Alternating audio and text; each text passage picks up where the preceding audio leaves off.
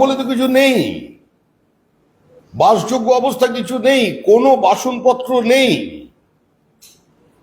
কোনো রান্না করার মতো ব্যবস্থা সেখানে নেই, জল খাবার জন্য গ্লাস নেই, ভাত খাবার জন্য থালা নেই, যে শিশুরা চলে গিয়েছিল তাদের বইপত্র নেই, স্কুলের ইউনিফর্ম নেই, পড়ার মতো শাড়ি নেই, পুরুষদের লুঙ্গি নেই, কিছু তো নেই, নুনের বাটি পর্যন্ত নিয়ে চলে গেছে।